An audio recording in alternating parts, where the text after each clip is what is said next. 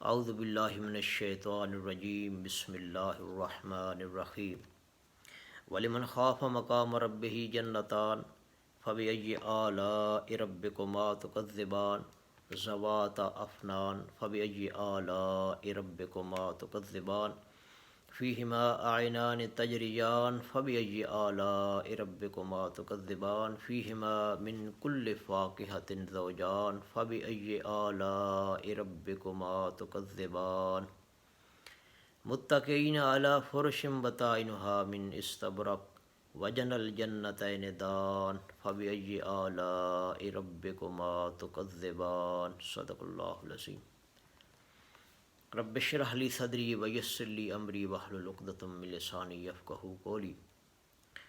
اس سے پہلے 45 آیات کا ہم مطالعہ کر چکے ہیں، آج 46 سے شروع ہوگا۔ فرمایا وَلِمَنْ خَافَ مَقَامَ رَبِّهِ جنتان، اور جو کوئی اپنے رب کے حضور کھڑے ہونے سے ڈرتا رہا اس کے لیے 2 جنتیں ہیں۔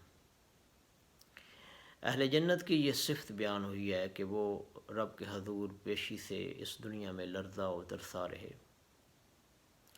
وہ یہاں دنیا کے اندر جب رہے تو وہ حق اور باطل کے درمیان تمیز کرتے رہے، حلال اور حرام کے درمیان انہوں نے تمیز کیا۔ جب انہیں دنیا کے اندر کسی قسم کی کوئی حرام آفر ہوئی اور جس پر انہیں دسترس بھی تھی، لیکن وہ آفر قبول اس وجہ سے نہ کر سکے کہ وَلِمَنْ خَافَ، انہیں خوف اور ڈر تھا کہ ایک وقت آئے گا ہم اپنے رب تعالیٰ کے سامنے کھڑے ہوں گے۔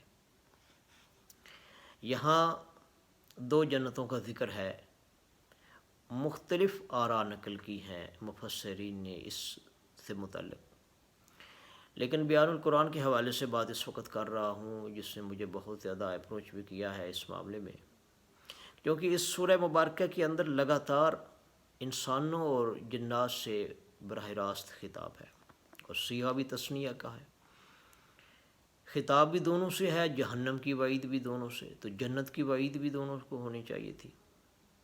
تو اس لحاظ سے فرمایا کہ وَلِمَنْ خَافَ مَقَامَ رَبِّهِ جنتان، کہ جو اپنے رب کے سامنے، رب کے حضور پیشی سے ڈرتا رہا، اس کے لیے 2 جنتیں ہیں۔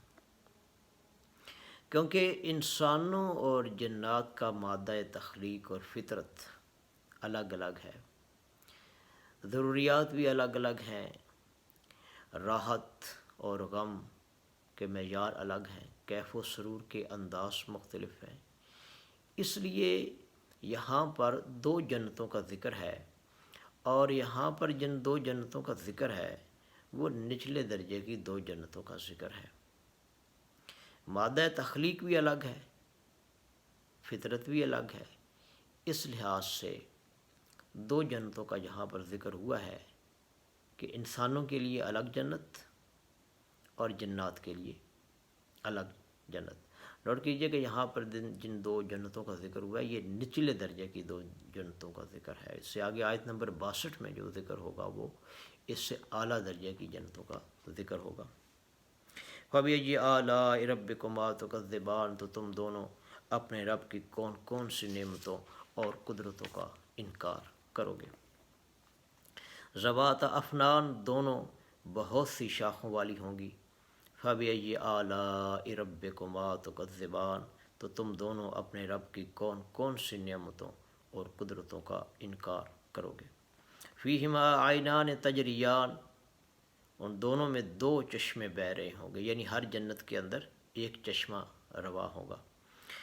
فَبِأَيِّ آلَاءِ رَبِّكُمَا تُكَذِّبَانِ، تو تم دونوں اپنے رب کی کون کون سی نعمتوں اور قدرتوں کا انکار کرو گے۔ فِيهِمَا مِن كُلِّ فَاكِهَةٍ زَوْجَانِ، ان دونوں میں ہر قسم کے میوے ہوں گے جوڑوں کی شکل میں، یعنی ہر پھل کی 2 قسمیں ہوں گی۔ اور اس سے مراد یہ بھی ہو سکتا ہے کہ ایک باغ، ایک جنت، اس کے اندر پھل کی ایک قسم جسے وہ دنیا میں استعمال کرتے رہے، دنیا میں وہ پھل کھایا، لیکن ذائقہ بہت اعلیٰ اس کا ادھر ہوگا۔ اور دوسرا باغ، دوسری جنت، اس میں بہت اعلیٰ قسم کے ایسے پھل جن کا ادراک یا تصور اس کے ذہن میں بالکل نہیں تھا ادھر۔ فَبِأَيِّ آلَاءِ رَبِّكُمَا تُكَذِّبَانِ، تو تم دونوں اپنے رب کی کون کون سی نعمتوں اور قدرتوں کا انکار کرو گے۔ متقین علی فرش بطائنہا من استبرق، وہ وہاں تکیے لگائے بیٹھے ہوں گے ایسے بچھونوں پر جن کے استر گاڑھے ریشم کے ہوں گے۔ یہاں پر جنت کے بچھونوں کی اندرونی کپڑے یعنی استر کا ذکر ہے کہ وہ گاڑھے ریشم کے ہوں گے، اور بیرونی غلاف کا یہاں پر ذکر نہیں ہوا۔ اس سے یہ پتہ چلتا ہے کہ بیرونی غلاف کی کیا کیفیت ہوگی وہ ہمارے پرسیپشن میں یا نہیں آ سکتی، کیفیت وہ ہمارے احاطہ خیال میں نہیں آ سکتی۔ وجن الجنتین دان، اور دونوں جنتوں کے پھل جھکے ہوئے ہوں گے، یعنی جنت جو اہل جنت ہوں گے ان کی دسترس میں ہوں گے، ان کی پہنچ میں ہوں گے، بالکل قریب۔ فَبِأَيِّ آلَاءِ رَبِّكُمَا تُكَذِّبَانِ، تو تم دونوں اپنے رب کی کون کون سی نعمتوں اور قدرتوں کا انکار کرو گے۔ سبحان ربک رب العزت عما یصفون وسلام علی المرسلین والحمد للہ رب العالمین۔